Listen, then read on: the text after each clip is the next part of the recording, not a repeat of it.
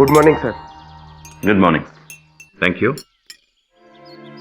अरे तुम तो फिर किचन में किसकी आवाज आ रही है? सर राजू और उसकी बीवी आ गए हैं। अच्छा। Happy birthday sir. Thank you very much.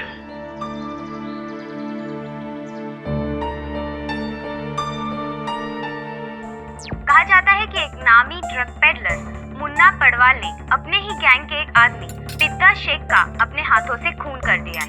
आज इस मर्डर केस का भी फैसला सुनाया जाएगा। Good morning sir. तुम लोग तो दोपहर को आने वाले थे ना?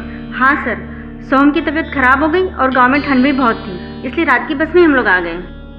तो यहाँ कितने बजे पहुंचे? 1 घंटे पहले सर। एक काम करो, एक केक किचन में ले जाओ, राजू और बच्चे के साथ खा लेना। Happy birthday sir. Thank you.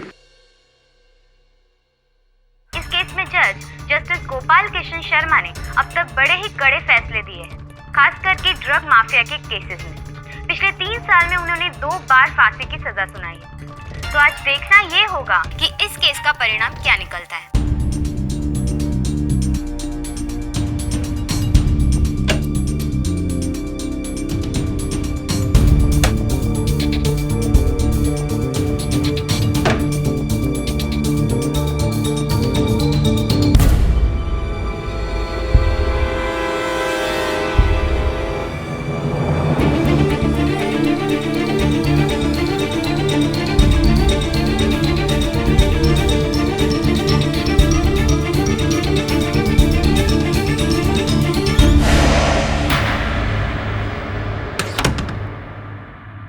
कहाँ जा रहे हो?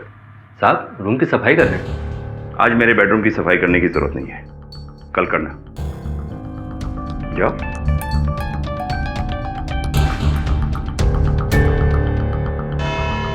प्रोसिक्यूशन ने केस की गहराई तक जाकर यह साबित किया है कि पिद्दा शेख को मारने के लिए मुन्ना पडवाल के पास वजह तो थी, पर अभी तक कोई हथियार नहीं मिला है और ना ही उंगलियों के निशान।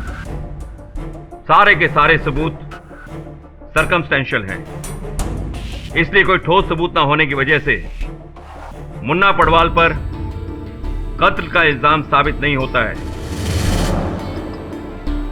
ये कोर्ट मुन्ना पडवाल को बाइज्जत बरी करती है। The court is adjourned. Sir. क्या है? सर ये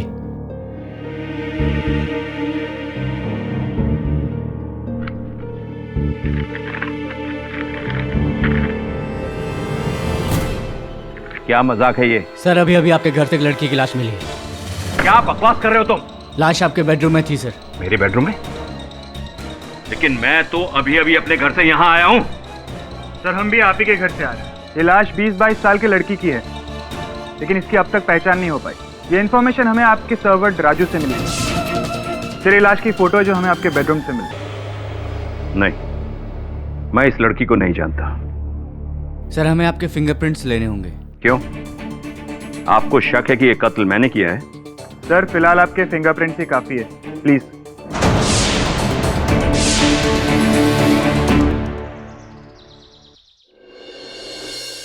excuse me sir, Amrita ji आपसे मिलना चाहती हैं।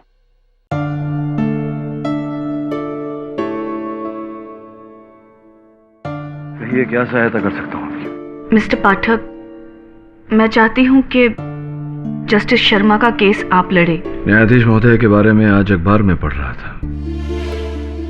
पुलिस ने उन्हें गिरफ्तार किया है। उनके सर पर किसी लड़की की हत्या का आरोप है। सारे साक्ष्य उनके विरुद्ध है, यहाँ तक कि चाकू पर जो उंगलियों के निशान मिले हैं वो भी मेल खा गए। नहीं, शर्मा साहब ने उस लड़की को नहीं मारा है।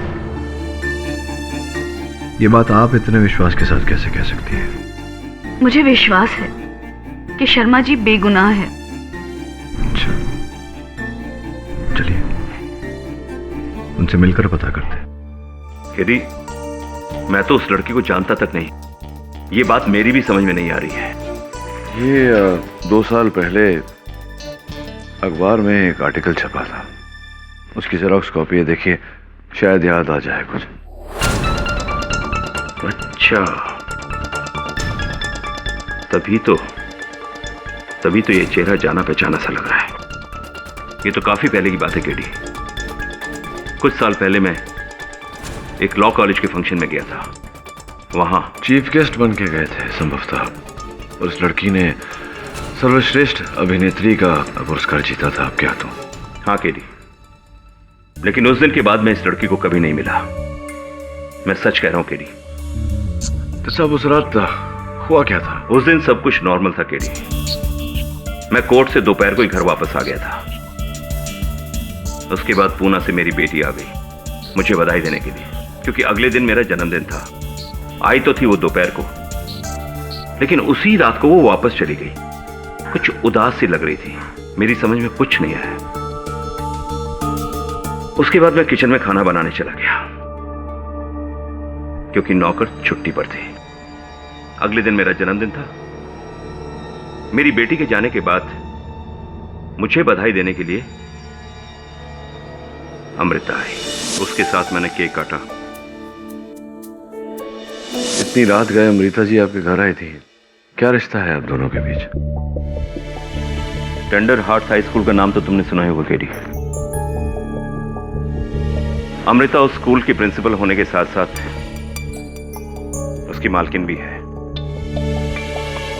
अक्सर स्कूल के लीगल मैटर्स में मुझसे कंसल्ट किया करती थी, और फिर हमारी जान पहचान दोस्ती में बदल गई। हालांकि धीरे धीरे हमें यह भरोसा हो गया था कि हम दोनों एक दूसरे के बुढ़ापे का सहारा बन सकते हैं। मेरी एक बेटी है 20 साल की। मुझे समझ में नहीं आया कि वो इस रिश्ते को कैसे लेगी। और दूसरी ओर अमृता का भाई शरत बिल्कुल ये नहीं चाहता था कि हमारी दोस्ती आगे बढ़े। इसलिए हम दोनों ने यह फैसला किया कि इस दोस्ती को कोई दूसरा नाम ना दिया जाए।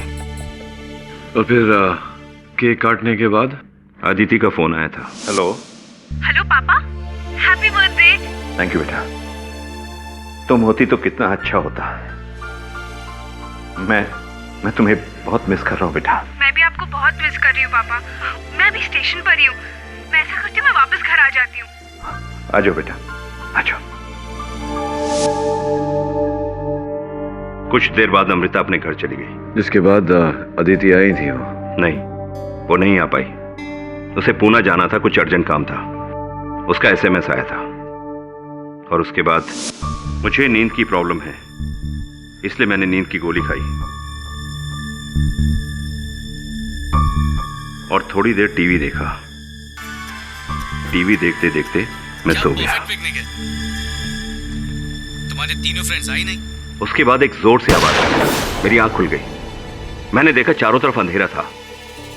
मैं सोफे से उठा और सीधे अपने बेडरूम में चला गया। मुझे यह रियलाइज ही नहीं हुआ कि घर में कुछ हुआ है। ये जो पिस्तौल है आपकी, कहाँ रखते हैं आप? अपने स्टडी के लॉकर में। इसके बारे में आपके अलावा और कौन जानता है? मेरे अलावा ये तो सिर्फ अदिति जानती है, लेकिन वो तो रात को ही पुणे चली गई थी। योर ऑनर, आज की ये तारीख, आज का ये दिन न सिर्फ मेरे लिए लेकिन पूरी अदालत के लिए एक बहुत ही बुरा दिन है। It's a sad day.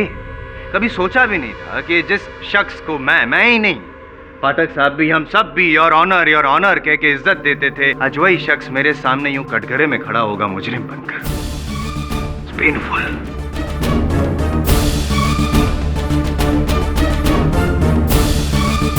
Anyways your honour, ये केस बहुत सीधा है।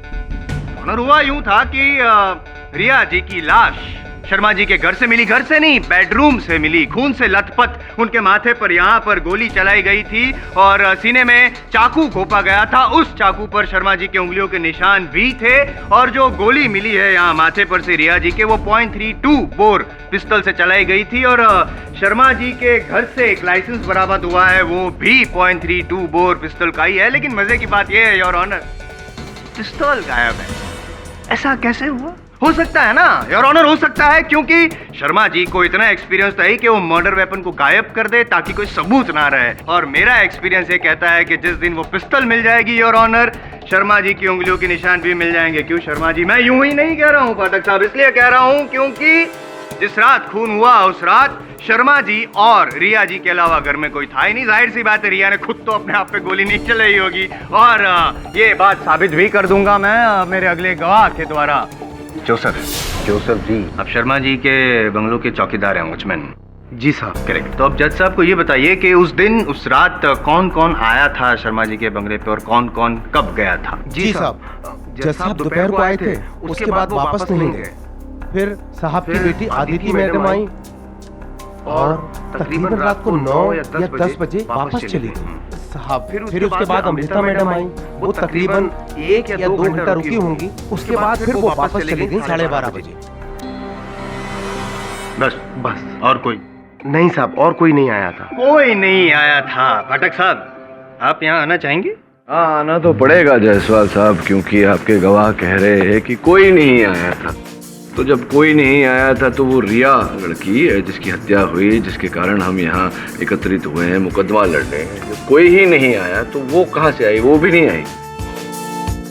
नहीं, मतलब देखा नहीं ना इन्होंने आते हो। आप बैठिए, मैं संभाल दूं। आराम करिए, आराम करिए। क्या जोसेफ, उस रात थोड़ी सी?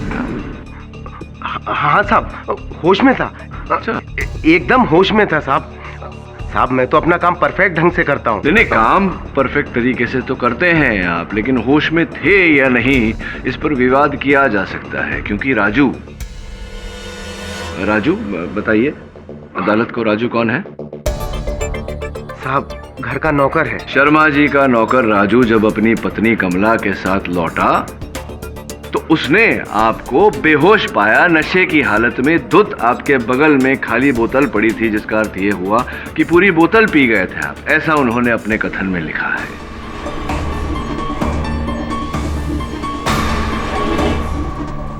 जी साहब। पी थी ना पूरी तरह से? वो साहब क्या है कि एक्चुअली अपने यहाँ फेस्टिवल था। हाँ, वो कुछ भी हो, लेकिन ड्यूटी पर पीकर सो गए थे ना। तो जब सो रहे थे तब तो तुम्हें पता कैसे चलेगा कि कौन आया कौन गया?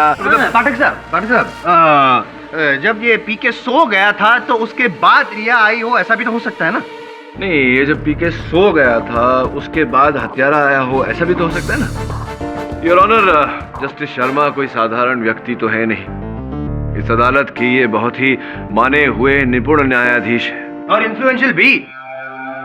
सॉरी डिस्टर्ब कर रहा हूँ। इन्फ्लुएंशियल पोजीशन का ही तो फायदा उठाया उन्होंने। शर्मा जी, ये जो लड़की है रिया, आप उसको पहले से जानते हैं क्या? ये बात सच है? वकील साहब, मैं अपनी जिंदगी में हजारों स्टूडेंट से मिला हूं। इस लड़की से भी मेरी बात हुई है, लेकिन पर्सनली मैं इसे नहीं जानता। झूठ बोल रहे हैं आप शर्मा जी। सच मैं बताऊंगा और मोटिव ऑफ मर्डर भी साबित करूंगा। योर ऑनर, जरा सोचिए, शर्मा जी की उम्र 55 साल की है, उनकी पत्नी को मरे हुए कई साल बीत गए हैं, और अचानक एक खूबसूरत 20 साल की लड़की उनके सामने आती है मदद मांगने के लिए, एक स्ट्रगलिंग एक्ट्रेस। इनकी नीयत बिगड़ जाती है, इनके इरादे नेक नहीं रहते, इसीलिए आपने रिया के साथ एक नाजायज रिश्ता जोड़ा। लेकिन आपकी जो उम्र है तो आपको इतना तो अनुभव होगा ही, कैसे जो नाजायज रिश्ते होते हैं शर्मा जी, उनकी उम्र कुछ ज्यादा लंबी नहीं होती है।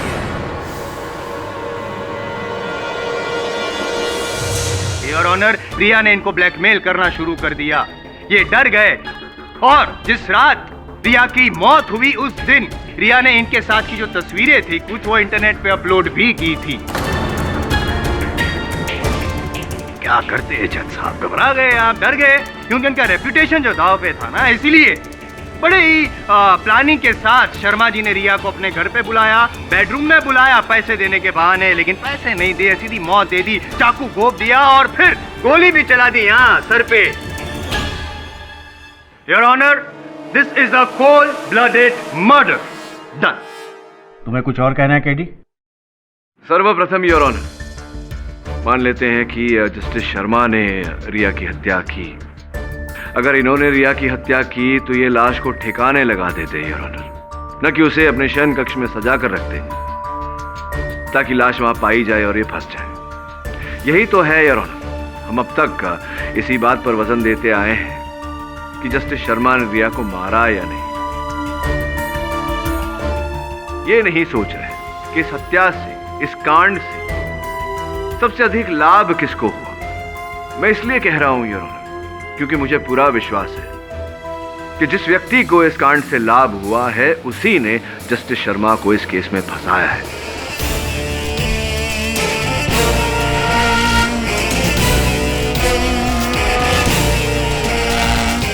तुम कहना क्या चाहते हो पीडी? जस्टिस शर्मा एक माने हुए न्यायाधीश थे, किंतु इस आरोप के बाद आज यहां खड़े हैं आरोपी के रूप में कटघरे में। स्पष्ट है योर ऑनर कि ये किसी की चाल है। मुझे तो आपकी चाल लग रही है केस को घुमाने की।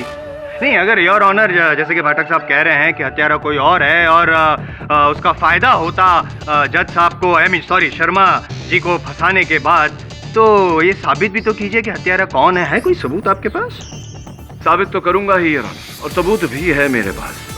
बहुत जल्द कुछ ही समय में असल हत्यारे को उस कटघरे में लाकर भी खड़ा करूंगा, लेकिन उससे पहले योर ऑनर क्षमा चाहता हूं, आपका सामान्य ज्ञान बढ़ाना चाहता हूं।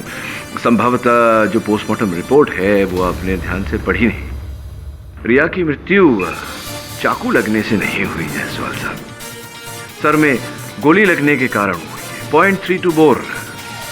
गोली लगने के बाद सारा जो लहू था उनके शरीर का वो बह गया था। जिस समय चाकू मारा गया उन्हें, पोस्टमार्टम रिपोर्ट के अनुसार वो मृत थी। रही प्रोसिक्यूटर साहब की बात की पिस्तौल बरामद नहीं हुई, योर ऑनर मैं कहना चाहूँगा कि इतने माने हुए न्यायाधीश इतना तो जानते ही होंगे कि अगर ये अपने ही लाइसेंस्ड रिवॉल्वर से किसी की हत्या करे तो आरोप इनके सर पर ही आएगा, और जबकि इन्हीं का है लाइसेंस रिवॉल्वर तो उंगलियों के निशान भी उस रिवॉल्वर पर इन्हीं के होंगे। जो भी हो योर ऑनर, इस समय तक हत्या का औजार बरामद नहीं हुआ है, तो उस पिस्तौल को लेकर कोई भी विवाद करना उचित नहीं होगा। योर ऑनर, मेरा मानना है कि जस्टिस शर्मा निर्दोष है और इसी कारण मैंने इनका केस लिया। जब मैंने इनका केस लिया, मैंने पता लगाना शुरू किया कि इनके दुश्मन कौन कौन हैं जो इन पर यह आरोप डालकर इन्हें घात देना चाहते हैं। मैंने अपने सहायक वरुण से, इनकी पर्सनल डायरी से, इनके घर के एंट्री रजिस्टर से नाम की सूची बनाने को कहा। उन नामों में ऐसा कोई नाम नहीं पाया मैंने योर ऑनर जिस पर मेरा संदेह जाए। फिर मैंने इनके फोन कॉल के रिकॉर्ड्स चेक किए। मोबाइल से योर ऑनर कुछ नहीं मिला, किंतु इनके लैंडलाइन फोन से एक बहुत ही दिलचस्प बात सामने आई है। कत्ल की रात 2 बजे इनके लैंडलाइन से एक फोन किया गया था, जबकि 12:30 बजे आप सो गए थे। जी हाँ। हाँ, 12:30 बजे सो गए थे, तो फिर 2 बजे लैंडलाइन से कॉल किया गया था। कौन था वो? आप ही ने तो कहा था कि बंगले के अंदर 2 व्यक्ति थे। जस्टिस शर्मा अगर सो रहे थे तो संभवतः रिया जाग रही। Riya, how interesting. Riya, alright. तो रिया ने क्यों लैंडलाइन यूज किया होगा? मोबाइल यूज कर सकती थी वो। आप क्या आजकल अपना होमवर्क ठीक से कर नहीं रहे हैं?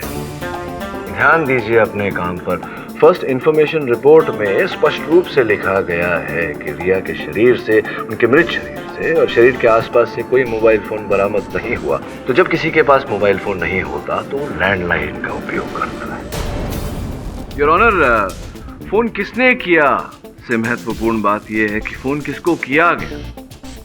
सूची से पता चला है योर ऑनर कि वो फोन पप्पू पडवाल नामक व्यक्ति को किया गया। ये व्यक्ति वही है जिसके भाई के विरुद्ध हत्या का आरोप कुछ ही दिन पहले, और इस केस के जज जस्टिस शर्मा थे। दिलचस्प बात यह है कि जिस रात रिया की हत्या हुई उसके अगले ही दिन उस केस में फैसला सुनाया जाने वाला। योर ऑनर, मैं पप्पू पडवाल जी को कटघरे में बुलाने की अनुमति। आप उनका कोई लेना देना नहीं है वो लड़की के साथ, आप उनको काय को खड़ा किया इधर में? नहीं, खड़ा किया है क्योंकि ये जानने का प्रयास कर रहे हैं कि आप रिया को जानते थे या नहीं। रिया? आप उनको रिया विया नाम की लड़की को नहीं जानता है। आप उन रिया नाम की किसी लड़की को आज तक कभी मिला ही नहीं। तो मिला ही नहीं तो उन्होंने रात को 2 बजे आपको फोन क्यों किया? आप उनको तो कोई कॉल नहीं आया। कोई रॉन्ग नंबर होएगा साहब। मतलब रॉन्ग नंबर लगा और आप 11 मिनट तक बात करते रहे रॉन्ग नंबर पे।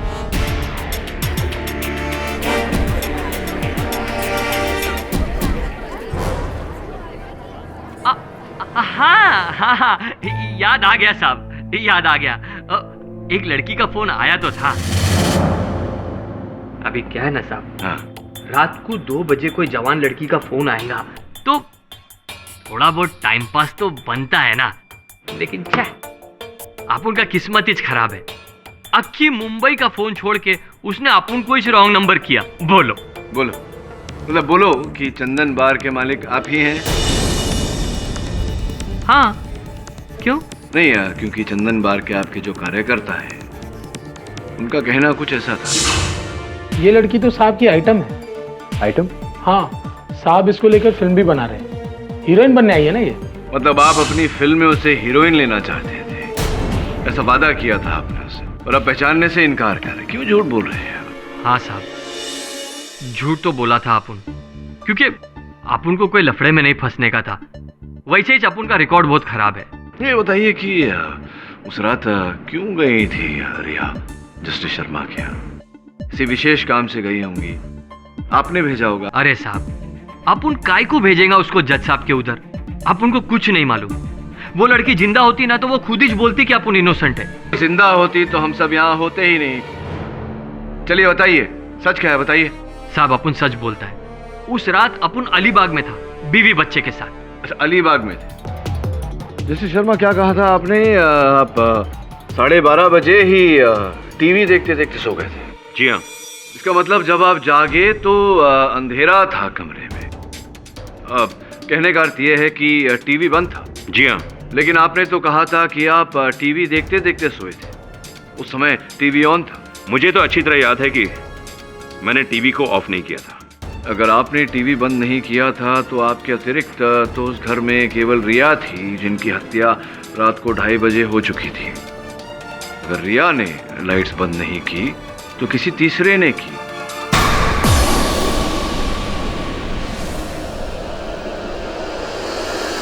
जिसका अर्थ यह होता है कि आप दोनों के अतिरिक्त कोई तीसरा भी था उस समय घर में जिसने ये बत्तियां बंद की।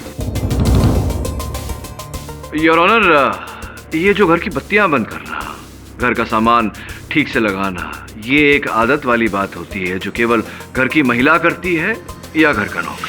नहीं साहब, मैं तो सुबह आया साहब, मैंने कुछ नहीं किया साहब। ये जो इंस्पेक्टर कामले है, बड़ी सरल रीत है इनके पास में सच उगलवाने की। 2 ही मिनट में उगलवा लेते हैं। क्या करना चाहेंगे? नहीं साहब, बताता हूँ साहब। बताइए। साहब, मैं और मेरी बीबी और बच्चे बहुत पहले आ गए थे साहब।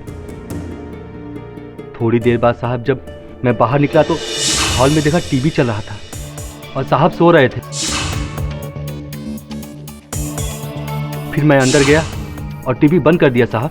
अच्छा, तो घर के अंदर प्रवेश कैसे किया आपने? वो साहब, घर के पीछे जो किचन का दरवाजा है उसकी एक चाबी मेरे पास और एक चाबी जोसेफ के पास साहब ने दे रखी थी, ताकि हम घर के अंदर कभी भी आ जा सके साहब को बिना डिस्टर्ब किए। और फिर क्या हुआ? साहब, मैं अपने कमरे में गया और सो गया। नहीं तो फिर आपने पुलिस को झूठ क्यों बोला कि आप सवेरे आए थे? साहब, मैं डर गया था साहब, मैं डर गया था साहब। जब मैं लाइट्स बंद करने किचन की तरफ जा रहा था तो तभी रास्ते में। पहचानता है ना अपन को? देख, ये बड़े लोग के बीच की बात है, बीच में आएगा ना तो अपन भूलता नहीं है किसी को, समझा? मुझे लगा जज साहब और पप्पू पडवाल में कुछ लेना देना है, और जब उस लड़की की लाश मिली तो मैं डर गया साहब।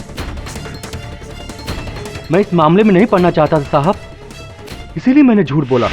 तो पूरी तरह से फंस गए हैं आप पप्पू जी। क्या कर रहे थे आप शर्मा जी के घर उस रात? देखो साहब, अपुन को कोई लफड़े में नहीं फंसने का था। अपुन तो खाली शर्मा साहब का स्कैंडल बनाने को मांगता था, बस।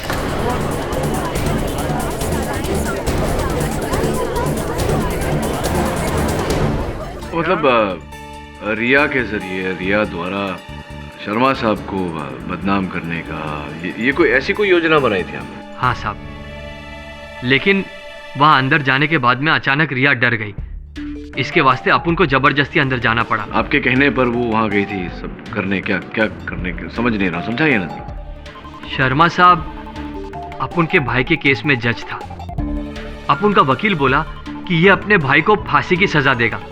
बोला इसकी हिस्ट्री ऐसी है। आपने ऐसा सोचा कि क्यों ना रिया का उपयोग किया जाए, इनके शर्मा साहब के विरुद्ध साया जाए इन्हें, ऐसा? हाँ साहब, अपुन ने प्लान बनाया कि शर्मा साहब को बदनाम करके केस से आउट कर देगा। अपुन ने रिया को ऑफर दिया, उसको पटाया, वो मान गई और अपुन ने शर्मा साहब के घर पे नजर रखना चालू कर दिया।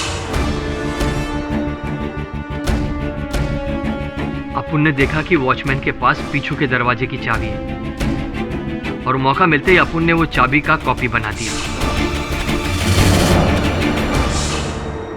अपुन ने वो चाबी का 2 डुप्लीकेट बनाया, एक रिया के लिए और एक सेफ्टी में। अपुन के भाई के केस के फैसले में एक ही दिन बाकी था। अपुन की आइडिया से रिया ने उसके और शर्मा जी के कॉलेज के कुछ फोटो इंटरनेट पे डाल दिए। फिर अपुन ने रात को रिया को शर्मा जी के घर में भेजा।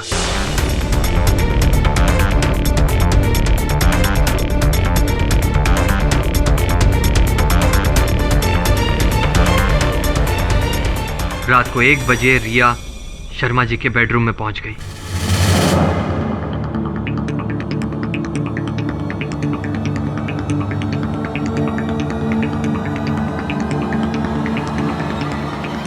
मैं ये काम नहीं कर सकती पप्पू। अरे एड़ी हो गई लिए क्या?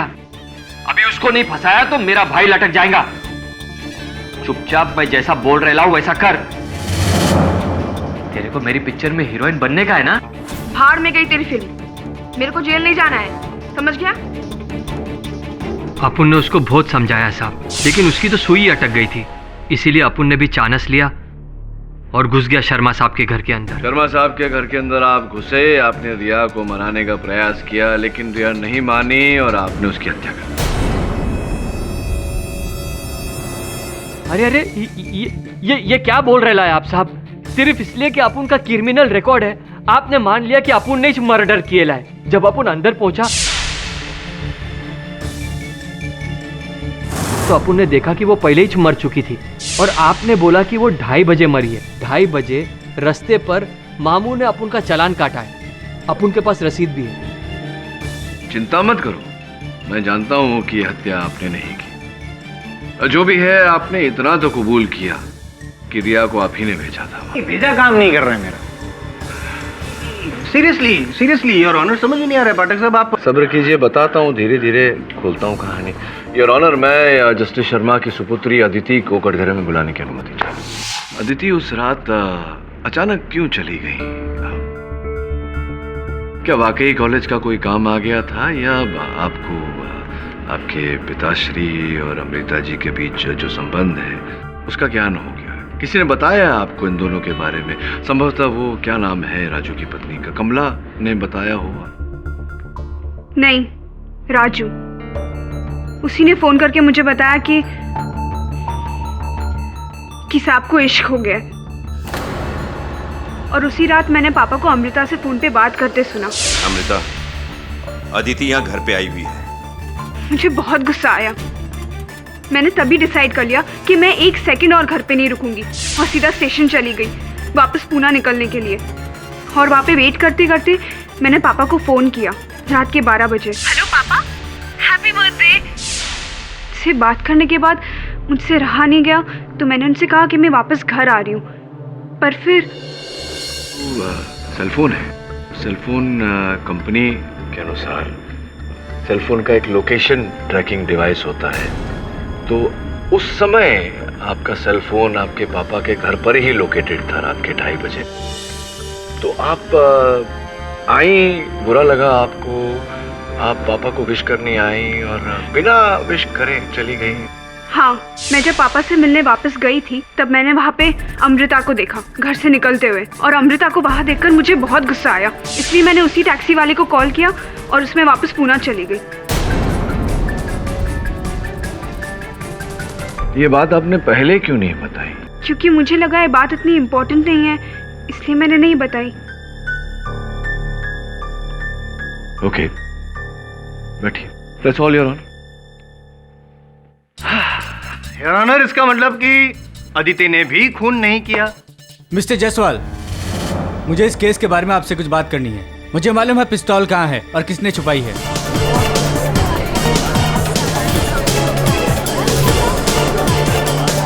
Order order, silence in the court. आपको जो कुछ भी कहना है यहाँ कटघरे में आकर कहिए। जी, मैं अमृता का भाई शरद हूँ। अभी अभी आपने वहाँ पे कहा कि आपको पता है कि पिस्तौल किसने छुपाई, बताइए। उस दिन जब अमृता घर वापस आई तब वो काफी परेशान थी।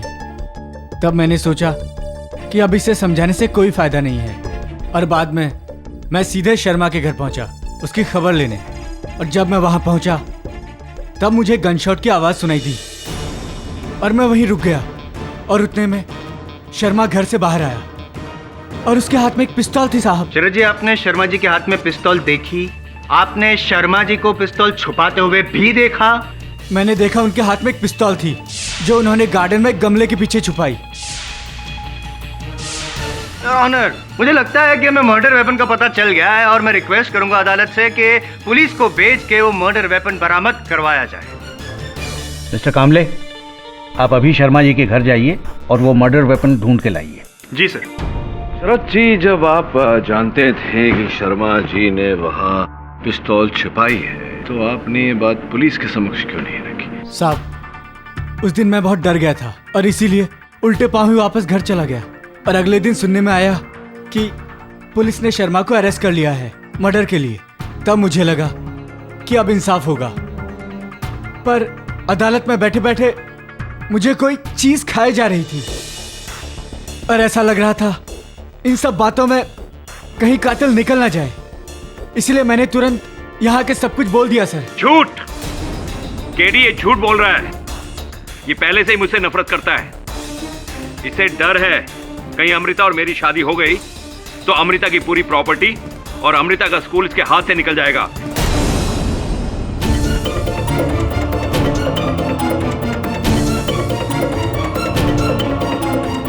शरद जी,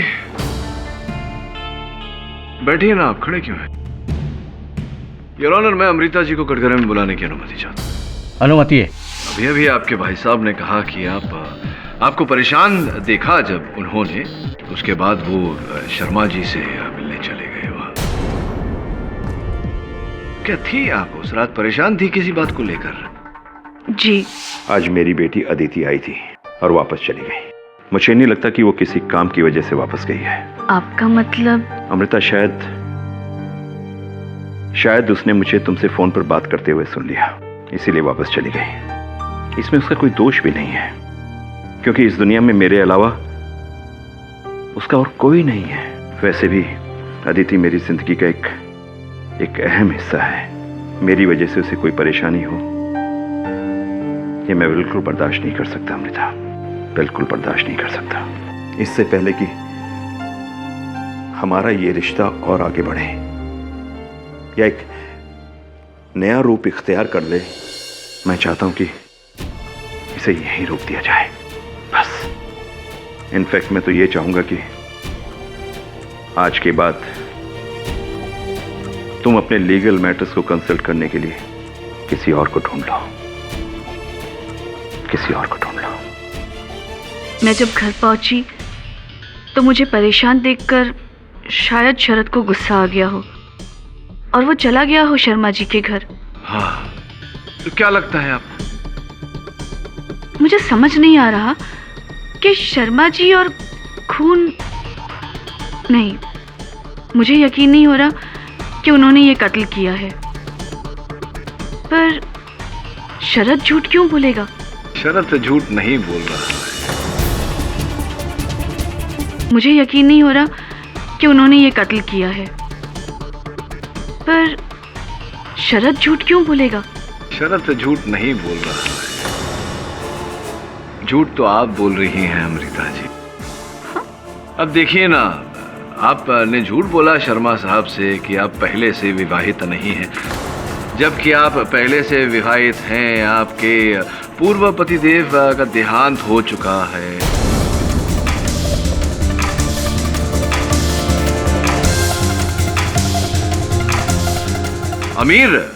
थे वो उन्हीं के रुपयों से आपने ये स्कूल अपना जो है वो शुरू किया। स्कूल की जहाँ बात आई तो जिस बैंक में आपके स्कूल का खाता है उनके साथ मैंने बातचीत की, सूची निकलवाई तो पता चला 9 करोड़ 55 लाख रुपए का कर्जा है आपके स्कूल पर। इन सब चीजों का इस केस से क्या मतलब है? नहीं, वो ये है कि बैंक ने आपको वो ऑर्डर भेजा था ना, टेक ओवर ऑर्डर, कि अगर आप उनके रुपए ना दे पाए तो कब्जा कर लेंगे आपके स्कूल पर, टेक ओवर कर लेंगे। और अगर आपको अपने स्कूल को बचाना होता तो आपको शर्मा साहब की तरह ही कोई ऐसे ऊंचे ओहदे पर रईस घराने का व्यक्ति चाहिए था आपको, और इसीलिए आपने शर्मा साहब को फंसाया।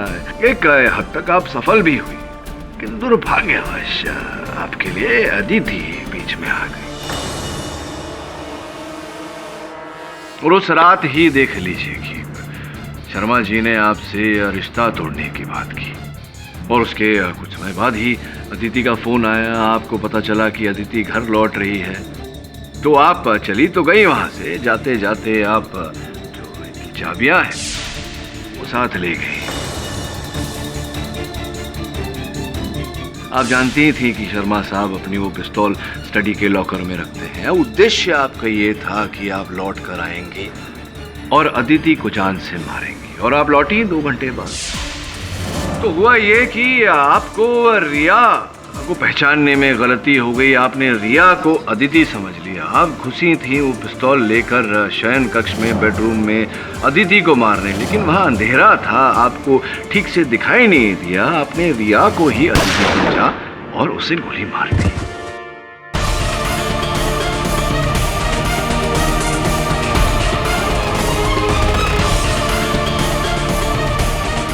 जिसके पश्चात अब वहां से ओझल हो गई। इस बात का क्या सबूत है आपके पास? अरे ये लीजिए, याद ही नहीं रहता आजकल कुछ। ये रुमाल को तो अवश्य पहचानती होंगी आप। हाँ, ये मेरा ही रुमाल है। हाँ, जानता हूँ आप ही का रुमाल है। ये जो रुमाल है वो दूसरे दिन सवेरे शर्मा साहब को अपने शयन कक्ष में, अपने बेडरूम में मिला। ये बात बताइए, आप तो गई नहीं थी बेडरूम की ओर, तो आपका रुमाल वहां कैसे पहुंच गया? मुझे कैसे पता होगा? नहीं, आपका रुमाल है, आपको पता होना चाहिए। आप ही बताइए, कहानियां तो आप बना रहे हैं। मैं कहानी बना नहीं रहा, कहानी बता रहा हूं। अदिति ने जब आपको घर के बाहर देखा, उस समय रात के 2:40 हो रहे थे। आप तो 12:30 बजे ही वहां से चली गई थी, तो उसके 2 घंटे 10 मिनट बाद आप क्या कर रही थी वहां? शरद ने शर्मा जी को गन छुपाते हुए देखा, उसका क्या? योना,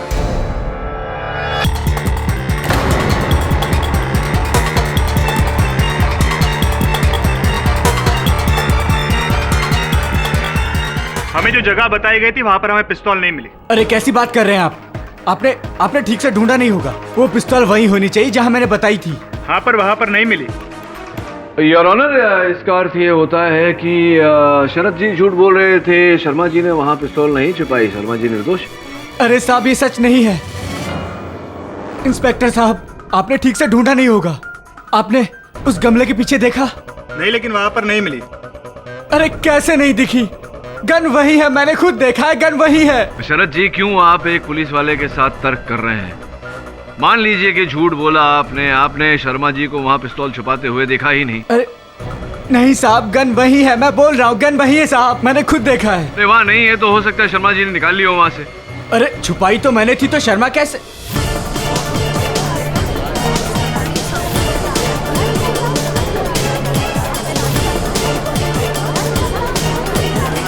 ऑर्डर, ऑर्डर।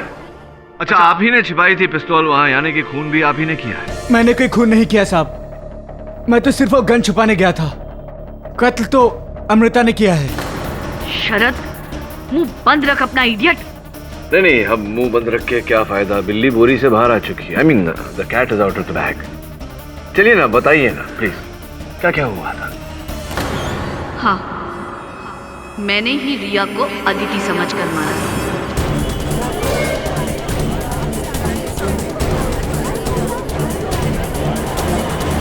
साहब, उस दिन अमृता ने मुझे घर पर आकर सब कुछ बता दिया। एक तो वो वहां घर की चाबी लेके आई, और दूसरी बात, वो इस पिस्तौल के ऊपर अपने फिंगरप्रिंट्स मिटाना ही भूल गई।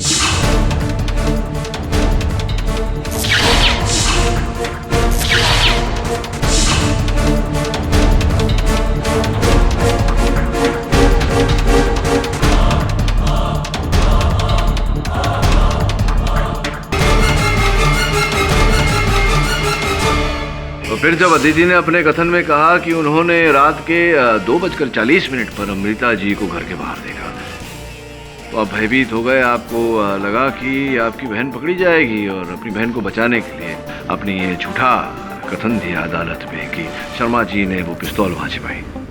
लेकिन केडी, वो पिस्टल है कहाँ? Sorry your honour, Varun, your honour, मैं जानता था कि ये पिस्तौल शर्मा जी के घर पर ही कहीं छिपाई गई होगी, इसीलिए आज सवेरे अदालत आने से पहले मैं इस पिस्तौल को ढूंढने इनके घर चला गया।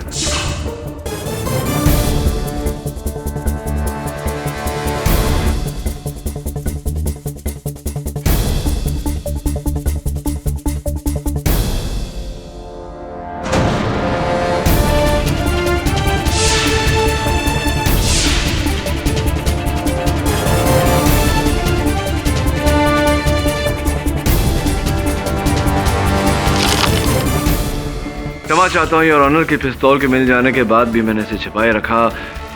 पहले से ही मुझे संदेह था अमृता जी और शरद जी पर। मैं जानता था कि शरद जी केवल ढोंग कर रहे हैं दोनों के रिश्ते को नापसंद करने की। योर ऑनर, मैंने ये बात केवल इसलिए छिपाई ताकि अदालत में ये कबूल करें कि हत्या इन्होंने की। अमृता और शरद ने चूंकि अपना जुर्म कबूल किया है, इससे मिस्टर शर्मा की बेगुनाही साबित होती है। इसलिए यह अदालत मिस्टर शर्मा को बाइज्जत बरी करती है और शरद और अमृता को फौरन हिरासत में लेने का हुक्म देती है। साथ ही पप्पू को भी हिरासत में लेने का हुक्म देती है। The court is adjourned. KD. हाँ जी सर। केस हारा हूँ, हिम्मत नहीं आ रहा हूँ। प्रणाम सर, प्रणाम। KD, thank you very much, I am obliged. कैसी बातें कर रहे हैं जस्टिस, मैं तो केवल अपना काम कर रहा हूं।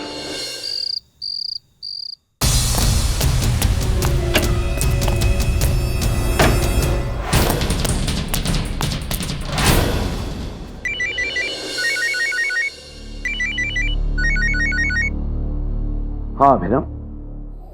पापा, मुझे लगता है उन्होंने मुझे ढूंढ निकाला है। क्या? हाँ, मैंने अभी होटल के बाहर पुलिस की जीप देखी है। देखो अभिनव, घबराओ मत, हो सकता है वो लोग कोई और काम से आए हो।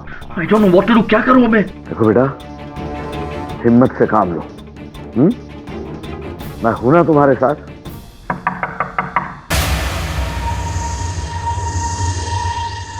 दरवाजे पर कोई है। देखो तुम्हें कुछ नहीं होगा, मैं हूं ना। थक गया हूं पापा मैं इस तरफ भागते भागते। Please get me out of here, please. देखो तुम चिंता मत करो, सब कुछ मुझ पे छोड़ दो।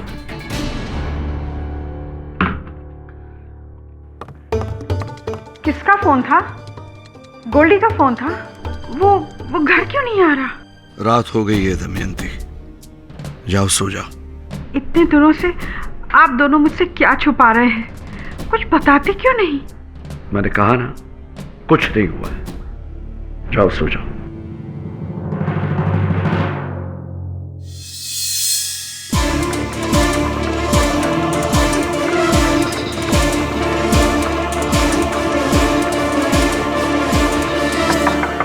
हाउसकीपिंग। क्या काम है? तौलिया बदलना था सर, 2 मिनट लगेगा। नहीं चाहिए, जाओ। लेकिन सर। बोला ना, नहीं चाहिए, जाओ। अच्छा साहब, उस सुबह की खाने की ट्रे दे दीजिए। अगर किचन बंद हो गया तो प्रॉब्लम हो जाएगी।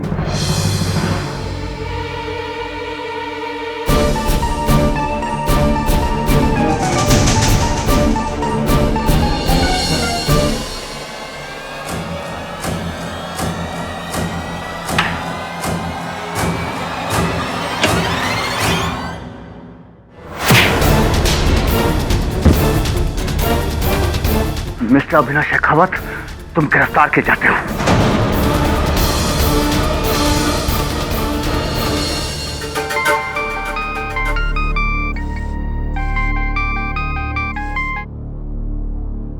हेलो, एक अच्छी खबर है टोंग सर, अभिनव शेखावत जयपुर की लॉज से पकड़ा गया। जब्बार, इब आया ऊंट पहाड़ के नीचे। करमवीर शेखावत, इब के करोगे के?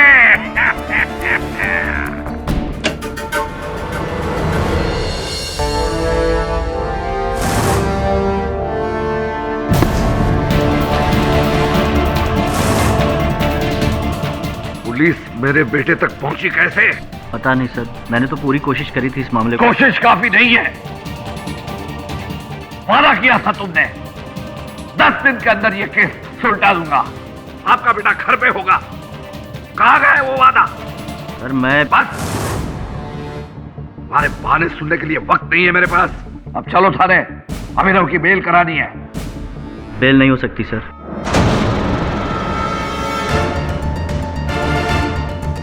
इनफैक्ट सर मैं अभी पुलिस स्टेशन होकर आ रहा हूँ। बहुत ही स्ट्रांग केस बनाया है उन्होंने आपके बेटे के खिलाफ। सर अब कोई उम्मीद नहीं है। क्या कहा तुमने? आई एम सॉरी सर, मैं अब इस केस में कुछ नहीं कर सकता। तो फिर यहाँ क्या कर रहे हो तुम? तबाह हो जाओ। चंदर सिंह कुंडेचा, राजस्थान के सबसे बड़े वकील। Get lost, out.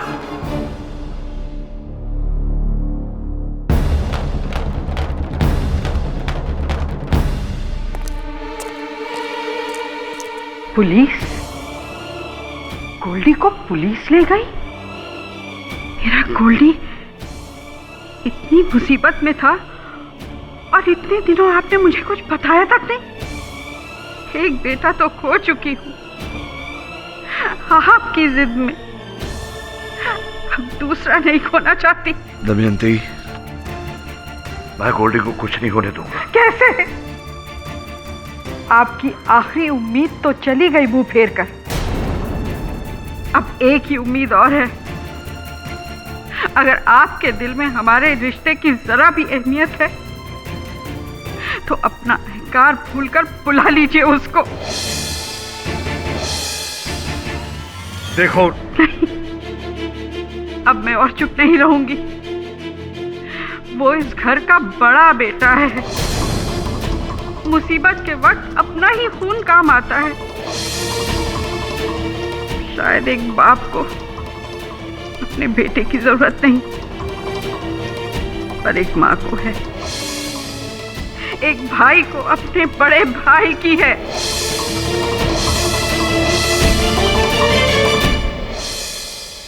अभिनव,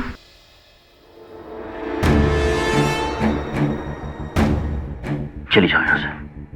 अभिनव सुनो, मैं तुमसे कोई बात करना नहीं चाहता हूँ, पर चली जाओ यहाँ से। अभिनव तुम समझने की कोशिश क्यों नहीं? क्या चाहिए तुम्हें? मेरा भरोसा तोड़ने के बाद और क्या चाहिए तुम्हें? जाओ यहाँ।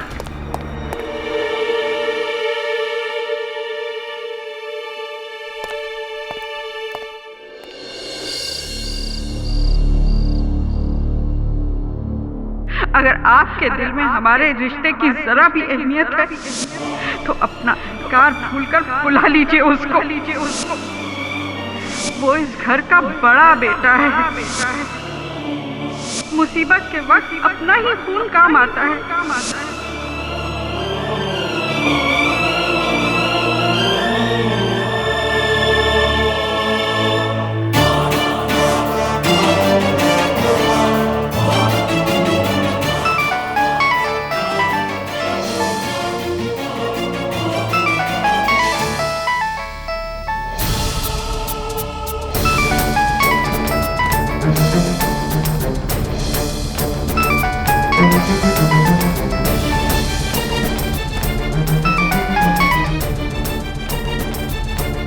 हेलो हेलो, मिस्टर केडी पाठक, क्या आप जयपुर आ सकते हैं? अगर आ सकते हो तो कल ही आ जाइए। सुबह।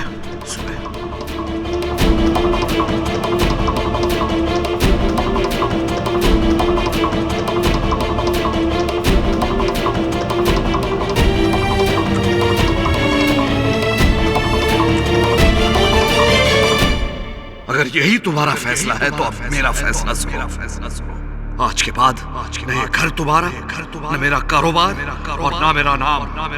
नहीं रहे तुम करणवीर शेखावत के बेटे। चले जाओ। इस घर के दरवाजे हमेशा के लिए तुम्हारे लिए बंद है। जलील करके निकाला गया था उसे इस घर से। 12 साल से नहीं आया। नहीं आएगा वो नहीं आएगा।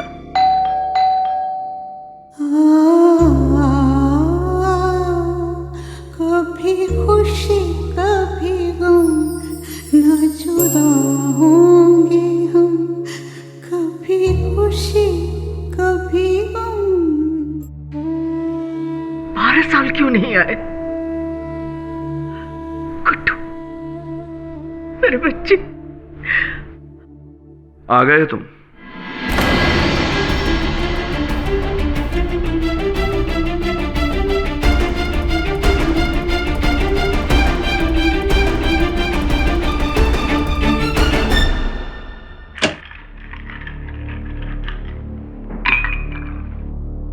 मुझे तुम्हारी जरूरत नहीं।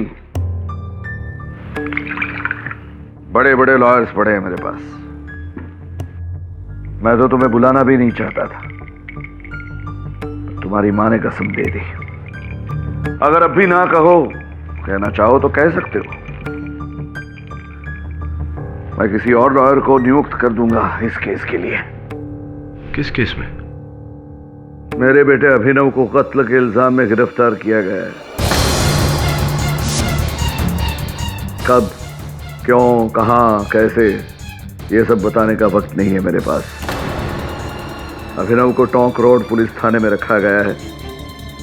जाओ वहां जाकर उसे मिल लो, वो बता देगा। रुको, मुझे तुम्हारा एहसान नहीं चाहिए। तुम्हारी जो कुछ भी फीस बनती है मेरे पीए मिश्रा को बता देना। सुनवाई से पहले तुम्हें पूरी रकम मिल जाएगी। जो बन पड़े करो। मुझे मेरा बेटा अभिनव आजाद चाहिए। इकलौता है मेरा। आफ्टर ऑल माय ओनली सन।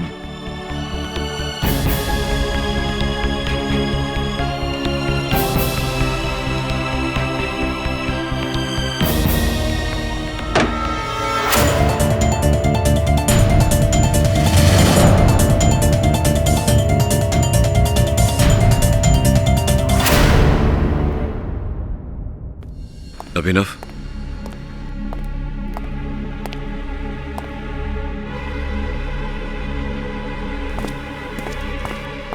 भैया, मैं फंस गया हूं। मैंने कुछ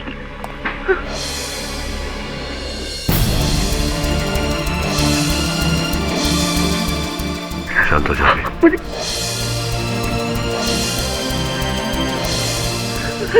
मैं किसी को मेरी बात। हाँ, मेरे बैठ।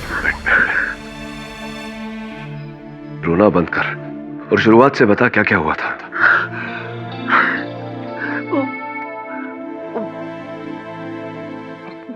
बरका को आप जानते हैं ना, मेरी मंगेतर। अभी 6 महीने पहले हमारी सगाई हुई थी।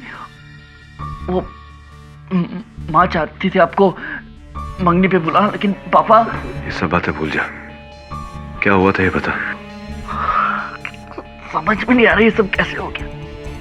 मैं 1 महीने के बाद मेरी उससे शादी होने वाली थी। अभी 15 दिन पहले की बात है। मैंने कहा कि फिल्म भी ले जाता हूँ। उसने कहा कि नहीं, मुझे अपने दोस्त की मंगनी में जाना है। मैंने कहा ठीक है। मैं अपने दोस्तों के साथ वो क्लब चला गया था और क्लब में देर हो गई थी। रात को जब मैं लौट कर आ रहा था तो मैंने उसकी गाड़ी आमेर रोड के बाहर देखी।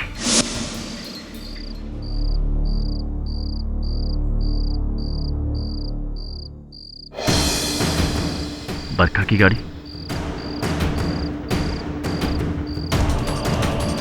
बरखा ने मुझसे झूठ कहा था। वो किसी आदमी के साथ थी, पर उसका चेहरा मुझे ठीक से दिखाई नहीं दिया।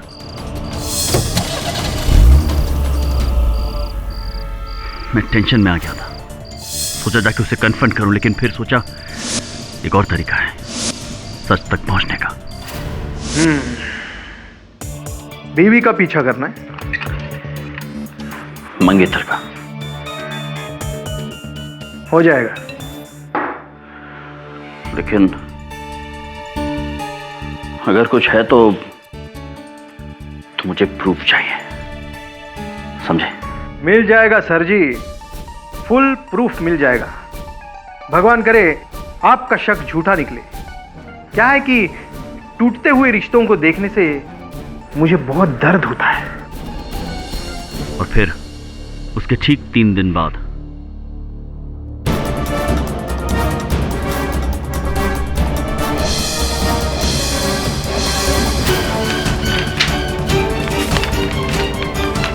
आई एम सॉरी सर, आपका शक सही निकला। क्या नाम है उसका? बरखा। सॉरी, जगदीश खुल्लर नाम है उसका। जगदीश खुल्लर? जी, बहुत बड़ा आदमी है। इस शहर का डिप्टी म्युनिसिपल कमिश्नर है वो। बिल्डिंग के सारे प्रोजेक्ट्स वही करवाता। रहता कहाँ है? अपने अमर रोड पे गोलीमार मैदान के पास उसका बंगला है, C35। सर ये फोटो। सर तूने खुल्लर के घर का पता क्यों मांगा था? गया था तू वहां? हाँ, मैंने सोचा जाके खुल्लर की खैर ले लूं, लेकिन जब मैं वहां पहुंचा तो मुझे अकल आई कि पहले मुझे बरखा को कन्फ्रंट करना चाहिए, उससे पूछना चाहिए। Pick up the phone Barkha, come on, pick up the phone, pick up the phone, pick up the phone बरखा।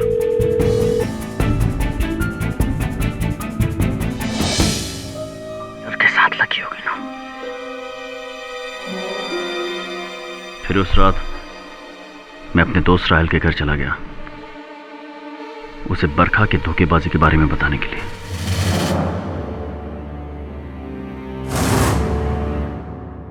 बस कर यार गोल्डी। बस कैसे करूं? मुझे धोखा दिया उसने, मुझे। जान से मार दूंगा उसे मैं। और क्या मिलेगा उससे? मैं तो कहता हूं कि तू बहुत लकी है, शादी से पहले ये सब पता चला। छोड़ दे बरखा। छोड़ कैसे दूं यार? छोड़ कैसे दूं? उल्लू का पट्टा समझा क्या मुझे? अभिनव शेखावत नाम है मेरा। कोई भी मुझे धोखा देकर नहीं जा सकता है। उस खुल्लर, उस कमिश्नर की तो मैं जान ले लूंगा। गोल्डी सुन तो। क्या खबर देनी है? आप कहां हो सर जी? क्यों? पुलिस आपको ढूंढ रही है। अभी थोड़ी देर पहले जगदीश खुल्लर को किसी ने गोली मार दी। वहां आपके खिलाफ सबूत भी मिले। क्या हुआ गोल्डी?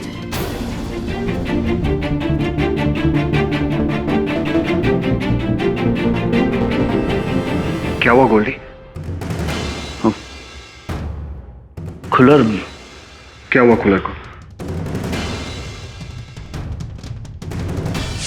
पापा, पुलिस ढूंढ रही है हमें। You idiot! क्या जरूरत थी उस आदमी के घर पे जाने की? तुझे पता है ना मेरा और उसका। खैर अब सुन, तू कहां है? राहिल के घर पे। तो ठीक है, यहां से निकल और अजमेर पहुंच जा, शुक्ला जी के गेस्ट हाउस में। और किसी को पता नहीं चलना चाहिए कि तू वहां है, जब तक मैं ये मामला सुलझा नहीं लेता। और तू अजमेर जाने के लिए निकला है, वो भी किसी को पता ना चले, ठीक है? मैं सब कुछ संभाल लूंगा। फिर दिल्ली से अजमेर, अजमेर से जयपुर, जयपुर से उदयपुर, बस भागता रहा, छिपता रहा, इस डर से कि कहीं पकड़ा ना जाऊं। मुझे नहीं भागना था, लेकिन पापा के कहने पे मैं भाग गया। और अब तो केस बिगड़ गया ना भैया। सब यही सोच रहे कि मैं खून करके भागूं। भैया प्लीज मुझे बता दीजिए, सेव मी प्लीज, क्योंकि सिर्फ आप ही जो मुझे बचा सकते हैं। और बचपन से आप ही ने मुझे बचाया। याद है स्कूल में एक बार प्रिंसिपल ने मुझे पनिश किया था इस इल्जाम में कि मैंने वॉल पे कुछ लिखा था, और तब आपने मुझे बचाया था, ये साबित करके कि वो लिखावट मेरी नहीं थी। मैं तब भी निर्दोष था और आज भी निर्दोष हूं। मां की कसम। डोंट वरी, कुछ नहीं होने दूंगा तुझे। एक बात बता, फोरेंसिक्स के अनुसार कुल्लर की हत्या 9 बजे हुई। 9 बजे तू अपने दोस्त के साथ था ना? क्या नाम उसका? राहिल खान। 9 से तकरीबन 11 बजे तक मैं वहीं था भैया। श्योर? गवाही की जरूरत पड़ेगी।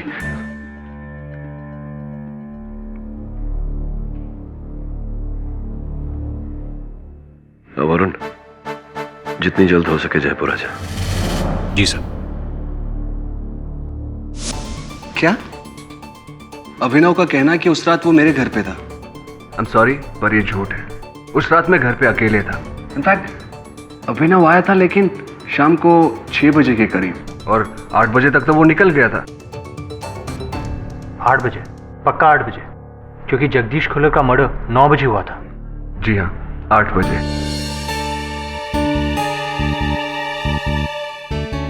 पर अभिनव तो कुछ और ही कह रहा। देखिए, मैं मानता हूं अभिनव मेरा दोस्त है, हम कॉलेज में एक साथ पढ़ते थे, पर इसका मतलब ये नहीं है कि मैं उसे बचाने के लिए अपने आप को फंसा दूं।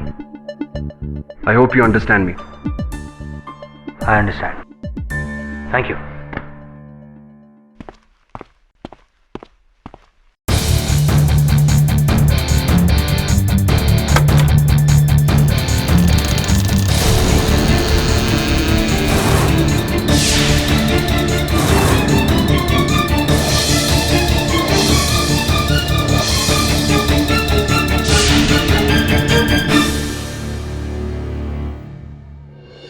जी उस रात जब साहब की हत्या हुई, हम बाहर गेट पर ही थे।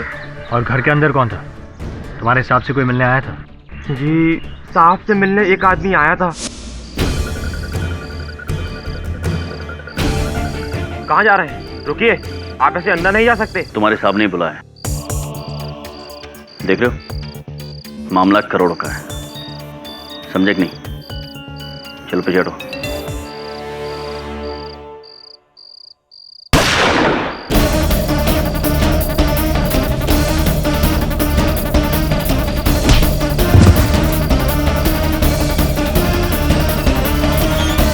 इतनी जोर से धक्का मारा साहब कि हमारा हाथ कट गया। अब तो ये कोई बेवकूफ भी देख के बता सकता है कि हमारे साहब को उसी लड़के ने मारा। अदालत में छोड़ेंगे नहीं उसे, सच सच सच कहेंगे, गया वो लड़का।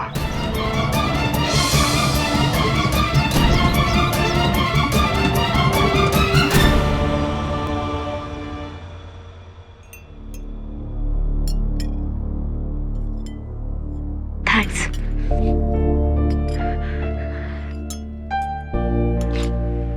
पता नहीं ये सब क्या हो रहा है। मैं और अभिनव तो 3 महीने में शादी करने वाले थे, और फिर ये सब आपको जगदीश खुल्लर को मिलने से पहले सोचना चाहिए था। पर मैं जगदीश खुल्लर को नहीं जानती, मैं उसे कभी मिली भी नहीं। बरखा जी, अभिनव ने एक जासूस रखा था, लश्कर सिंह। लश्कर सिंह ने यह कथन दिया है कि उसने एक नहीं अनेक बार आपको और खुल्लर साहब को साथ में देखा है। केवल इतना ही नहीं, आप दोनों की कई तस्वीरें भी ली थी उसने, जो अभिनव को दिखाई। झूठ बोल रहा है लश्कर सिंह। मेरा कोई रिश्ता नहीं है जगदीश खुल्लर के साथ, और पता नहीं अभिनव उसकी बात पर विश्वास भी क्यों कर रहा है। मैंने सच में आज तक कभी अभिनव को धोखा नहीं दिया। बहुत गड़बड़ वाली बात है। दोनों का कथन उल्टा ही है। बरखा कह रही है कि वो कभी खुल्लर से मिली नहीं, और राहिल कह रहा है कि उस रात मेरा भाई उसके साथ था नहीं। इस तरह दोनों आपके भाई को झूठा साबित कर देंगे अदालत में। ऊपर से जगदीश खुल्लर का वो सिक्योरिटी गार्ड, वो जागर सिंह, उसने तो अभिनव को आते हुए भी देखा है अंदर। फिर इस केस में उसकी गवाही मेन है। समझ में आ रहा है कि डिफेंस लॉयर गुंडेचा ने क्यों अपने हाथ धो लिए इस केस से। गुड्डू। जी माँ। आ गया तू? जी माँ। सारे गवाह, सारे सबूत मेरे भाई के विरुद्ध है। वो जासूस लश्कर सिंह जिसने तस्वीरें खींची थी, उसका पता चला? हाँ सर, मैं वहां गया था पर उसके ऑफिस पर ताला लगा हुआ था। कमाल है, कल केस की सुनवाई है, वो इतना अहम कहाँ बदलाव होता है। केस कैसा चल रहा है? चल रहा है। गोल्डी वापस आएगा ना जल्दी? तू चिंता मत कर, आ जाएगा। भाई ये मेरा सहायक है वरुण। नमस्ते, जीता रहे। लो चाय पियो। Thank you. बैठो। असिस्टेंट हो तो इसका ख्याल रखा करो। ये खाने पीने के बारे में इतनी बदसलूकी करता है, देखो कितना दुबला हो गया है। कौन ख्याल रखेगा मेरा? ये कैसी बातें कर रही है माँ? वैसे अगर मैं दुबला हो गया हूँ तो ये क्या है फिर? इसकी टांगे देखो, माचिस की तीलियां जैसी है। Come on sir. How is it going पाठक?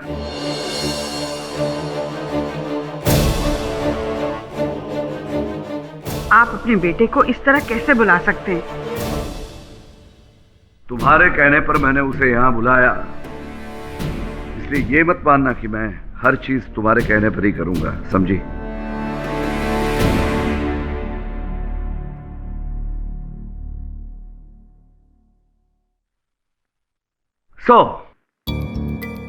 सुना है कि अभिनव के पक्ष में गवाहों को ढूंढने में आपको दिक्कतें हो रही है। उन गवाह से कहो कि अपना मुंह खोले, चाहे उतनी रकम मैं उसमें भर सकता हूं, लेकिन अदालत में अभिनव का साथ दें। कह देना उनसे पाठक। अभिनव का वकील हूं मैं, कोई दलाल नहीं जो गवाहों के साथ सौदेबाजी करता फिरूं। अभी तक नहीं बदले। अब भी नहीं बदले। अगर ये जानते हो तो ये भी जानते होंगे कि मुझे जो चाहिए वो पाने के लिए मैं कोई भी हद तक जा सकता हूं, और इस केस में मुझे चाहिए अभिनव की रिहाई, किसी भी कीमत पर, हमारी, मेरी या किसी और की। Have your T, be comfortable.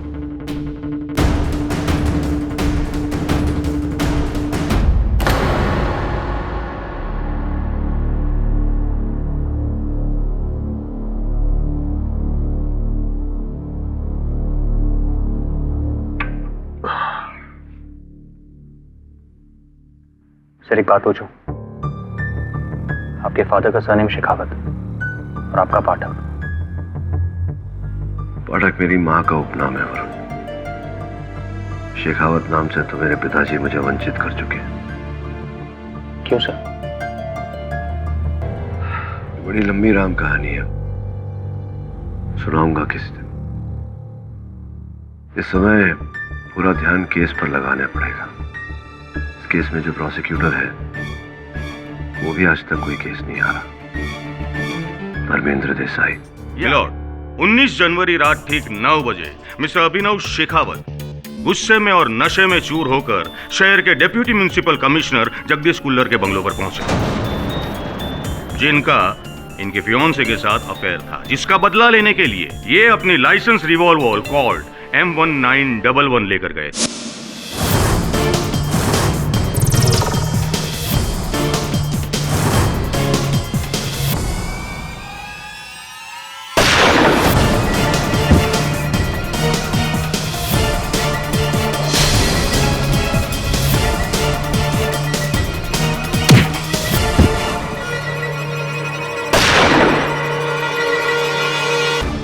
उस रात खुल्लर साहब के बंगलों के बाहर तुम ही थे और तुमने इस आदमी को उनको मारकर बाहर जाते हुए देखा।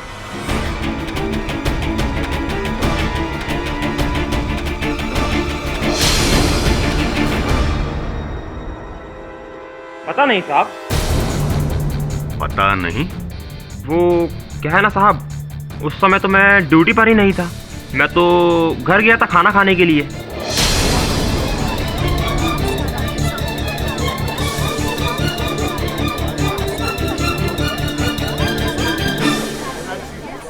Order order. लेकिन उजागर सिंह, तुम्ही ने हमको बताया था कि तुमने इस आदमी को पहले बाहर से अंदर जाते हुए देखा और फिर अंदर से बाहर जाते हुए देखा। नहीं साहब, मैंने ऐसा नहीं बोला, न देखा, मैं तो उस समय ड्यूटी पर था ही नहीं। पता नहीं कौन घर के अंदर आया और किसने मेरे साहब को मारा।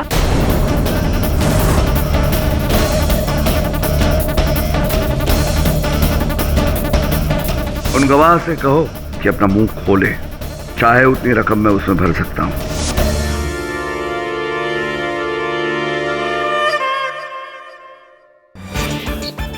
आप फरी गो न उमरी करो।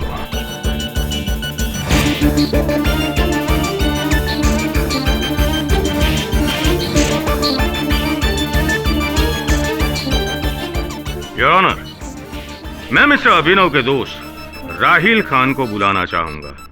इजाजत है।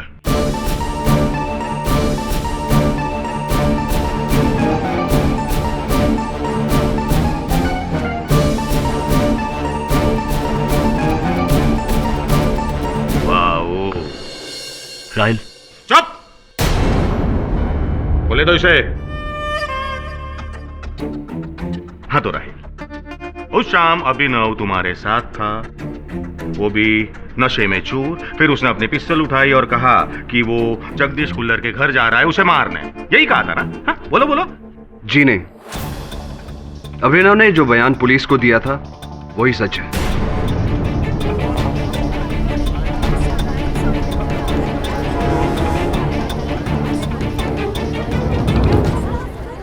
उस रात अभिनव मेरे साथ शाम 7 बजे से तकरीबन रात 11 बजे तक था और मिस्टर खुल्लर की मौत 9 बजे हुई, तो जाहिर है अभिनव बेकसूर है।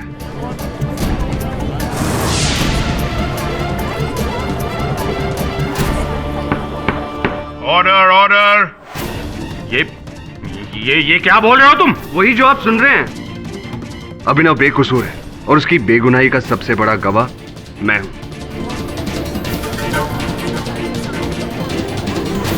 मिलोट, શું ચાલી શું રહ્યું છે આ બધું? આ લોકો પોતાના બયાન, ये लोग अपना बयान बदल रहे हैं।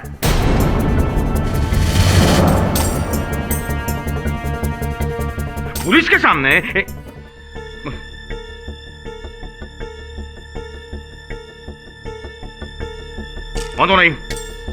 बांधो नहीं, मैं साबित करके रहूंगा कि खून अभिनव ने ही किया है।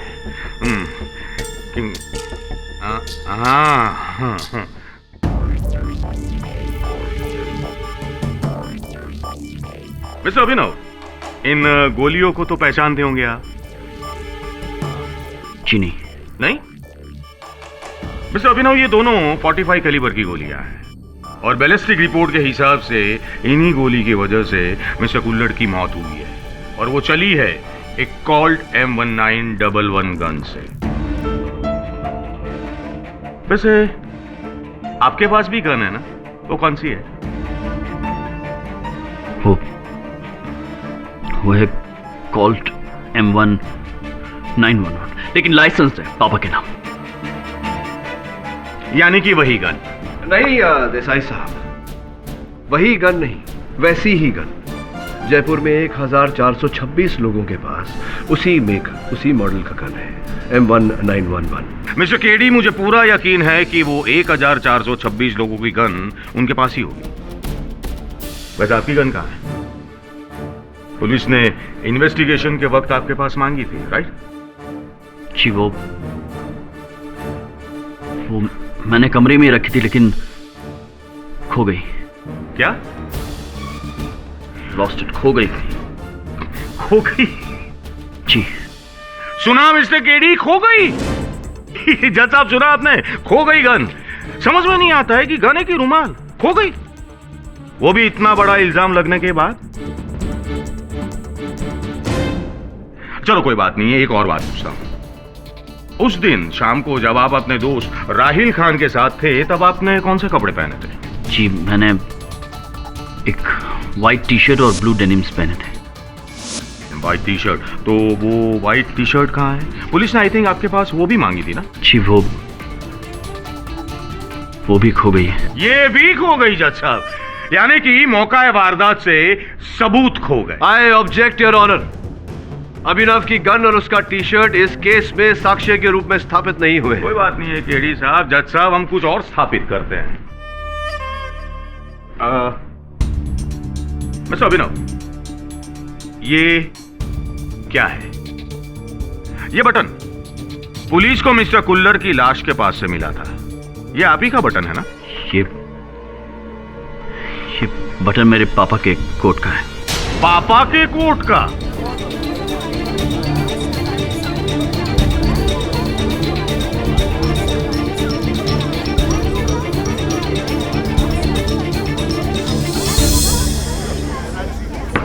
साइलेंस। मतलब तुमने अपने पापा का कोट पहना था? जी हाँ। नहीं जी नहीं। तो फिर ये बटन वहां कैसे पहुंचा? वो मैं बता सकता हूं।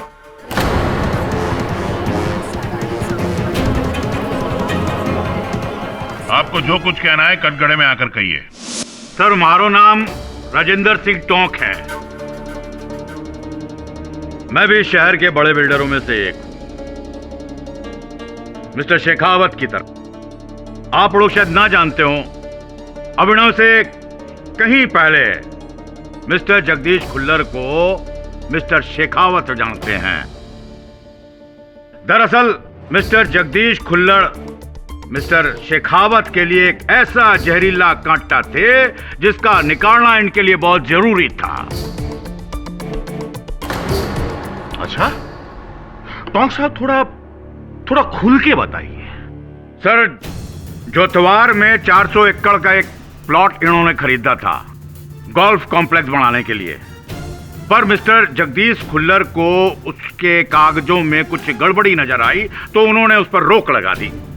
मुझे अच्छी तरह याद है कि एक बार मैं मिस्टर खुल्लर से मिलने उनके दफ्तर गया था तो मैंने देखा कि मेरे कॉम्प्लेक्स के प्लान्स पास न करने का मतलब? क्योंकि इस जमीन पे डिस्प्यूट चल रहा है और आपने इस जमीन को गैर कानूनी तरीके से हासिल किया है। सबूत दीजिए मुझे, सबूत। करोड़ों रुपए लगे हैं मेरे इस प्रोजेक्ट के पीछे। अगर ये प्रोजेक्ट नहीं हुआ तो जो नुकसान होगा वो मैं सह नहीं पाऊंगा। ये मेरा प्रॉब्लम नहीं है, और वैसे भी आप जा सकते हैं। मेरी दूसरी मीटिंग मिस्टर टोंग के साथ है। ओह, अब समझ में आ रहा है कि मेरा प्लान पास क्यों नहीं हो रहा। कट चाहिए तुम्हें? बोलो, कितने पैसे दे रहा है वो तुम्हें? उससे ज्यादा भिजवा दूंगा मैं। Mister Shekhawat, I said leave.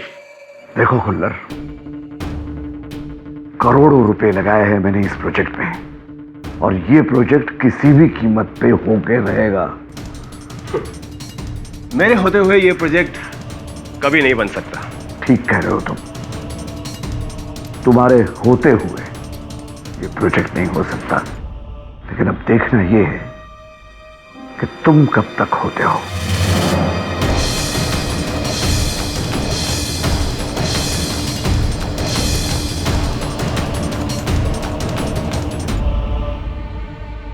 आइए मिस्टर टोंग, बैठिए। हाँ, अबे बराबर समझायो। इसका मतलब ये है कि बाप और बेटे दोनों की एक ही आदमी के साथ दुश्मनी थी, है ना? जी, छोड़ो आने सच। मतलब एक की पर्सनल और दूसरी की प्रोफेशनल, समझाइयो। केस बद्दो बराबर समझाई गयो। ये खून पर्सनल वजह से नहीं, प्रोफेशनल वजह से खून हुआ है, और इसका ये केस है? जी, ये खून पर्सनल वजह से नहीं, प्रोफेशनल वजह से खून हुआ है, और इसका ये केस है? जी।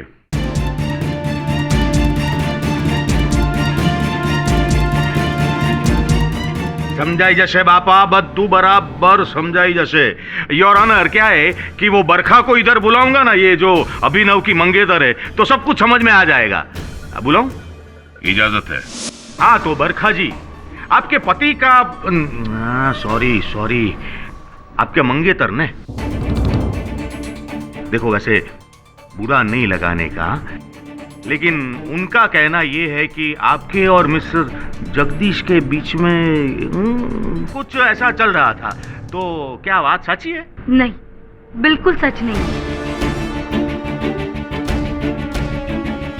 मैं जगदीश खुल्लर को जानती नहीं हूँ। मैं आज तक कभी मिली नहीं हूँ और देखा भी नहीं है उन्हें।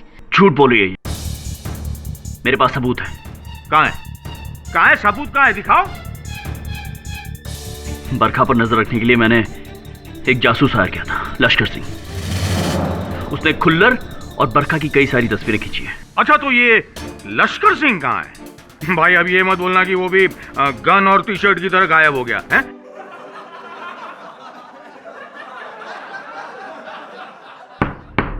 Order order.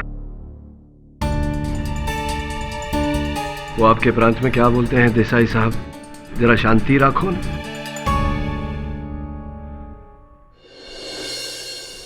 ये तस्वीरें कहाँ हैं? वो तस्वीरें वो मेरे पास नहीं है, लश्कर सिंह के पास है। लेकिन लश्कर सिंह गायब है, लापता है। क्या तुम्हें याद है कि कौन से दिनांक पर ये चित्र लिए गए थे? अच्छी तरह से याद है। 9th, 10th और 11th जनवरी, जब बरखा ने मुझसे झूठ बोला था कि वो अपने अंकल से मिलने गई थी Agra, but the fact is वो यही जयपुर में थी अपने आशिक के साथ। नहीं अभिनव, उन दिनों में आगरा में ही थी। 10 तारीख को हम ताजमहल देखने गए थे। उसकी फोटोज है मेरे फोन में, देखिए। अच्छा, दिखाओ दिखाओ, फोटो दिखाओ। हाँ, ये आगरा में थी केडी साहब। देखिए देखिए केडी साहब, देखिए, शी इज राइट। अच्छा, मुझे एक बात बताइए, ये अपने पूरे परिवार के साथ आगरा में थी, तो उसी वक्त वो जयपुर में कैसे हो सकती है? तुम्हारा जासूस झूठ तो नहीं बोल रहा था? झूठ तुम्हारा भाई बोल रहा है। कोई जासूसी का केस नहीं है, कोई अफेयर नहीं है। अभिनव शेखावत की कहानी महज एक डिस्ट्रैक्शन है असल केस से। मिस्टर जगदीश कुल्लर के साथ तुम्हारे भाई का नहीं, तुम्हारे पिता का बैर था।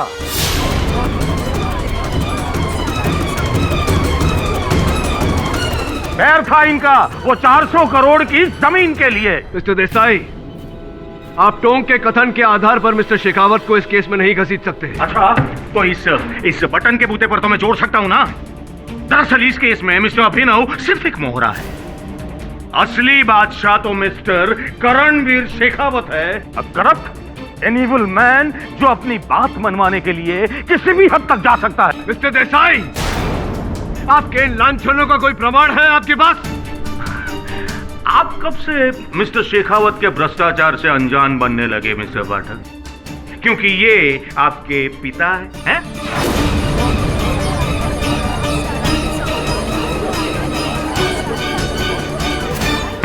साइलेंस। ये अदालत है और अदालत में मेरे लिए कोई पिता नहीं, कोई भाई नहीं, केवल मुवक्किल है। अदालत? तो मिस्टर केडी पाठक, मैं आपको याद दिला दूं कि तकरीबन 12 साल पहले अपनी कैरियर का सबसे बड़ा और पहला केस आपने इसी अदालत में लड़ा था, याद है ना आपको? अच्छा, अब ये बताइए कि वो कौन सा केस था? हाँ? देखिए देसाई साहब, उस केस का इस केस से कोई संबंध नहीं। संबंध क्यों नहीं है केडी साहब? बिल्कुल संबंध है। अब ये बताइए कि किसके विरुद्ध केस था ये? बताइए बताइए। मिस्टर करणवीर शेखावत के विरुद्ध। मिस्टर केडी पाठक, अपनी जिंदगी का इतना बड़ा केस, वो भी अपने बाप के विरुद्ध। हाँ, क्यों? बताइए ना क्यों? अगर आप कतरा रहे तो मैं बता दूं। राजस्थान का सबसे सेंसेशनल केस, जो एक बेटा अपने पिता के भ्रष्टाचार से पर्दा हटाने के लिए लड़ रहा था, जो उन्होंने किया केस जीतकर। उस वक्त वो आदमी तुम्हारे लिए प्रश्न था, तो आज ये अचानक धर्मात्मा कैसे बन गया mister KD Pathak?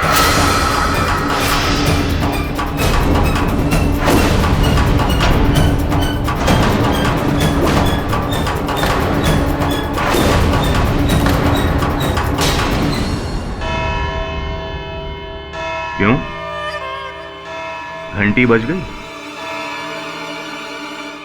Court is adjourned.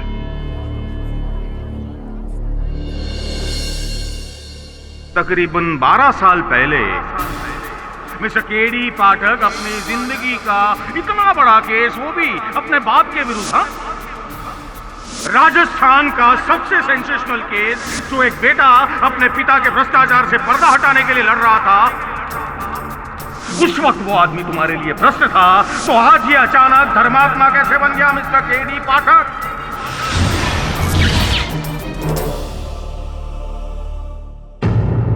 क्या सोचा था तुमने?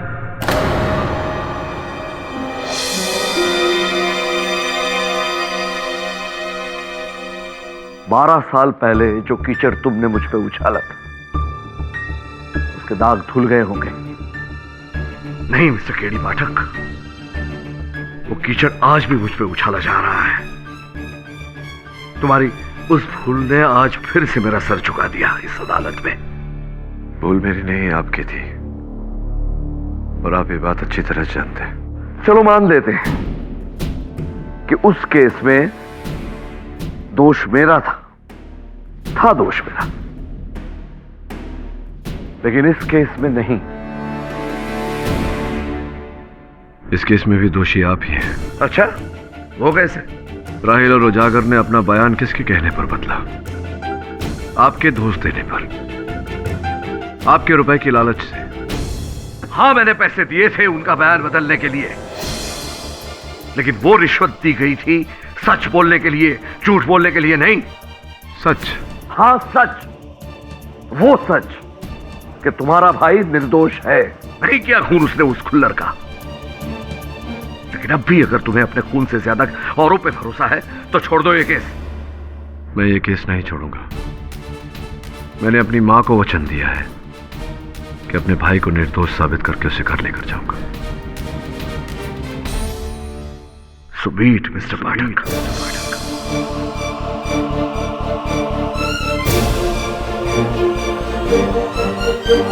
और भी दिलचस्प कहानी देखने के लिए हमारे चैनल को सब्सक्राइब करें और बेल आइकॉन दबाना न भूलें।